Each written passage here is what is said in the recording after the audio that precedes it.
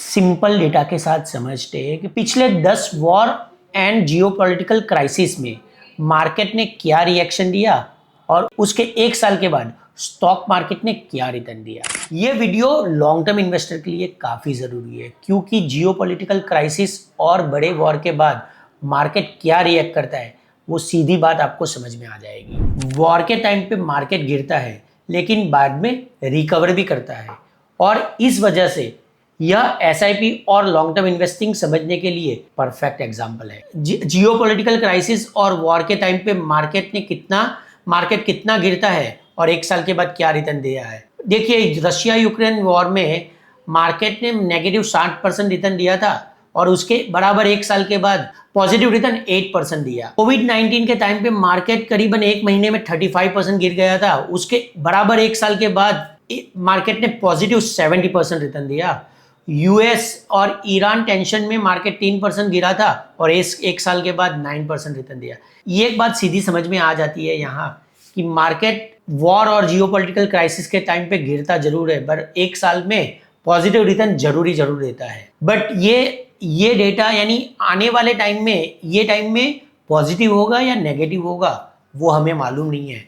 हर एक टाइम पे यही हुआ है कि मार्केट ने पॉजिटिव रिटर्न दिया, शायद इस टाइम पे भी यही हो सकता है, वो तो आने वाला समय ही बताएगा आपको। तो ये चार्ट का सिंपल इन्वेस्टर लेसन क्या है। शॉर्ट टर्म में क्या होता है, वॉर क्राइसिस आता है तब इन्वेस्टर पैनिक कर जाता है, सेलिंग बढ़ जाती है, मार्केट गिर जाता है। लेकिन लॉन्ग टर्म में क्या होता है, इकोनॉमी एडजस्ट हो जाती है, कंपनी फिर ग्रोथ करने लगती है, मार्केट रिकवर हो जाता है। इसीलिए हिस्ट्री में एक पैटर्न बार बार रिपीट होती है। तो कौन सा पैटर्न बार बार होता है वापस बताता हूं। जब वॉर और जियोपॉलिटिकल टेंशन आता है तो सब इन्वेस्टर डर के सेलिंग कर देते हैं, लॉस बुक कर देते हैं।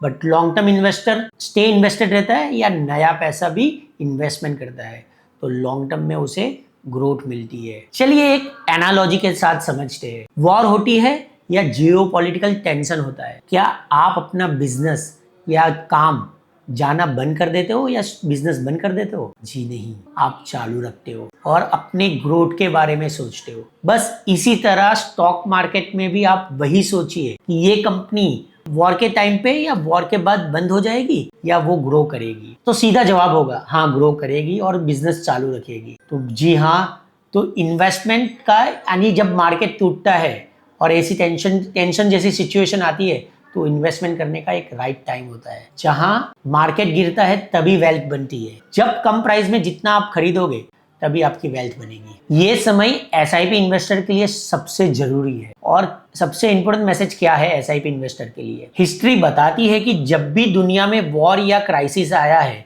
तब मार्केट टेम्पररी गिरा है लेकिन 1 से 3 साल में स्ट्रॉन्ग रिकवरी भी हुई है। जो इन्वेस्टर फियर के टाइम पे एसआईपी कंटिन्यू करता है वही लॉन्ग टर्म में सबसे ज्यादा वेल्थ क्रिएट करता है। तो याद रखिएगा, फियर के टाइम पे जो इन्वेस्टमेंट करता है वही वेल्थ बनाता है। तो ये वीडियो को लाइक कर दीजिए, हमारी ये चैनल को सब्सक्राइब करके अपने दोस्तों के साथ शेयर कर दीजिए।